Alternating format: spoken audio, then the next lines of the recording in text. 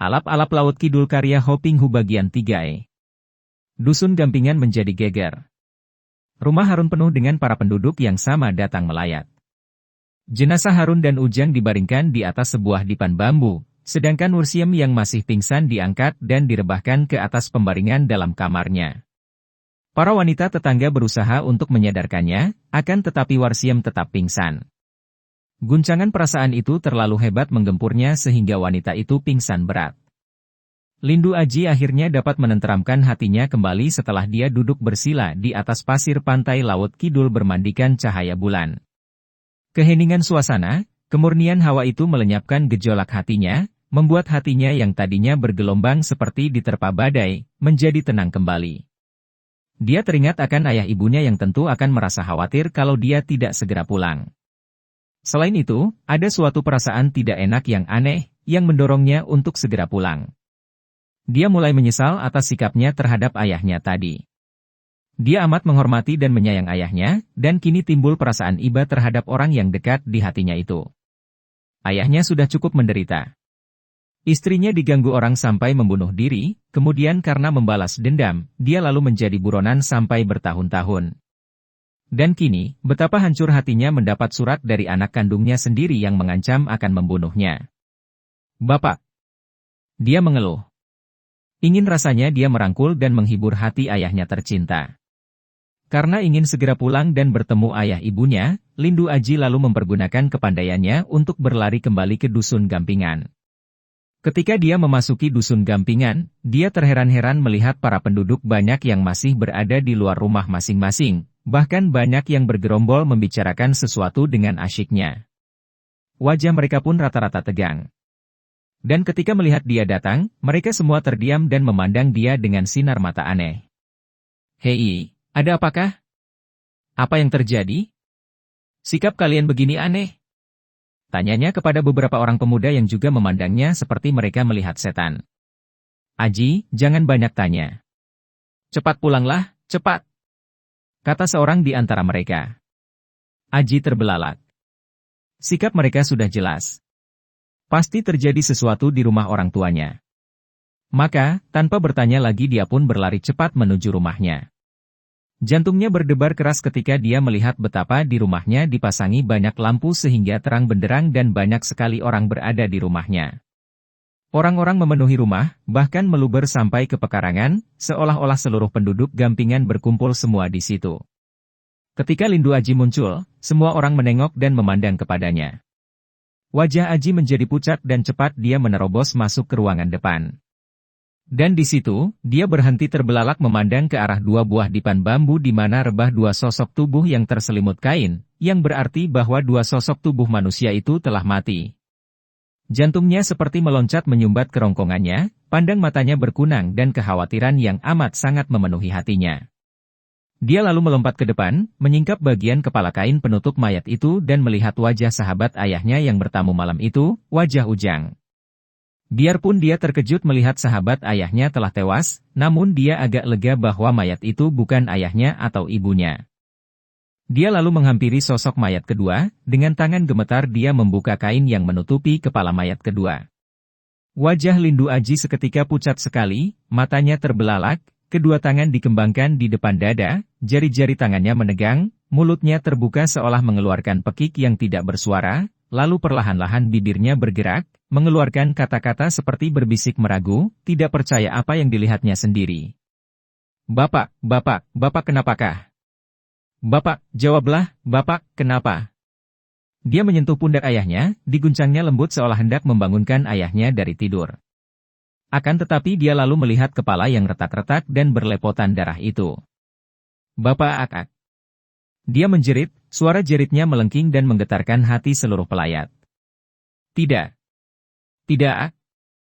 Mata yang terbelalak itu basah dan air mata menetes-netes jatuh di atas kedua pipinya. Dia mengguncang-guncang pundak ayahnya dengan kuat seolah tidak percaya dan tidak mau percaya sehingga tubuh mayat itu bergoyang-goyang, kepalanya bergerak-gerak seperti mengeleng. Sebuah tangan menyentuhnya. Parto, tetangga keluarga Harun yang menjadi sahabat baik keluarga itu, berkata lirih, suaranya menggetar penuh keharuan. "Angger Aji. Kuatkan hatimu, bapakmu telah meninggal dunia. Hening sejenak, yang terdengar hanya suara isak para wanita yang merasa terharu melihat adegan itu. Aji seperti orang kebingungan mendengar ucapan itu, dia menoleh ke kanan kiri seolah mengharapkan ada orang lain yang membantu ucapan Parto itu. Semua orang yang bertemu pandang dengannya menundukkan pandang mata mereka. Aji lalu menoleh lagi kepada wajah ayahnya. Bapak! Bapak, benarkah? Benarkah Bapak? Bapak! Sudah mati? Kemudian, bagaikan air bah yang dilepas bendungannya, dia menjerit. Alap-alap laut kidul karya Hoping Hu di http://ceritasilat-novel.blogspot.com by Saiful Bahri Situbondo. Bapak! Dia menubruk, merangkul ayahnya, menciumi muka jenazah itu lalu menangis merongrong di atas dada jenazah Harun.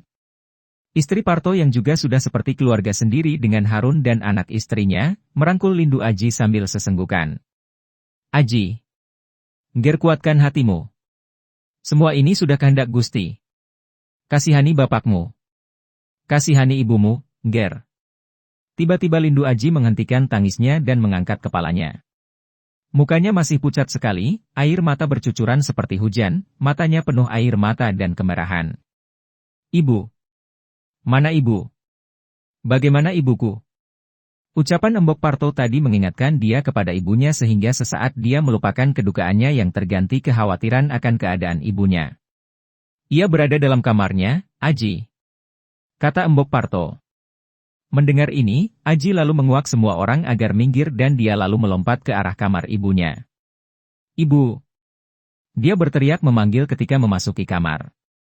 Melihat ibunya rebah telentang di atas pembaringan dan tidak bergerak seperti tidur, atau seperti mati, Aji menggigil dan sejenak terpukau, tidak mampu bergerak lagi, hanya berdiri memandang, matanya terbelalak liar penuh kekhawatiran kalau ibunya juga sudah mati.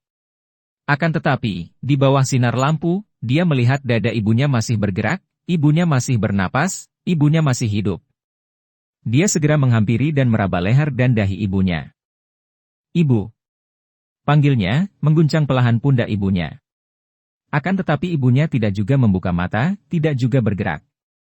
Aji, ibumu sejak tadi pingsan. Kata seorang wanita sambil menahan tangisnya. Aji lalu duduk di tepi pembaringan. Sedikit banyak dia telah mempelajari dari ayahnya cara pengobatan untuk hal-hal tertentu, seperti menyadarkan orang pingsan, mengobati luka-luka dan akibat keracunan. Melihat ibunya pingsan, dia lalu mengurut tengkuk ibunya, menjepit dan membetot urat di pangkal ibu jari dan di bawah pangkal lengan. Tak lama kemudian ibunya merintih dan siuman. Begitu membuka mata dan melihat anaknya, Warsiem bangkit duduk, merangkul anaknya dan menjerit. Aji! Bapakmu! Ibu! Ibu dan anak itu berangkulan dan menangis sesenggukan. Lindu Aji merasa betapa dalam rangkulannya ibunya menjadi lemas terkulai. Ibu! Kuatkan hatimu, ibu! Dia mendekap ibunya dengan kuat-kuat untuk mencegah ibunya pingsan lagi. Ketika dia melihat wajah ibunya yang tersayang itu megap-megap seperti sukar bernapas karena tangisnya, Aji lalu mencium muka ibunya yang basah air mata itu. Air mata ibu dan anak ini bercampur menjadi satu membasahi muka dan leher mereka. Aji! Bapakmu! Ah, bapakmu! Warsiem terisak-isak. Lindu Aji mengusap-usap rambut kepala ibunya. Kita serahkan saja kepada Gusti Allah, ibu, marilah, ibu. Ibu masih ingat ajaran Bapak. Mari kita menyerahkan Bapak kepada Gusti Allah. Ibu dan anak itu dengan suara mengandung isak alu berbisik. Innalillahi wa inna ilaihi roji'un. Dan masih saling berangkulan alu menangis. Semua wanita yang melayat tak dapat menahan keharuan hati mereka dan mereka ikut menangis sehingga suasana menjadi riuh dalam kamar itu.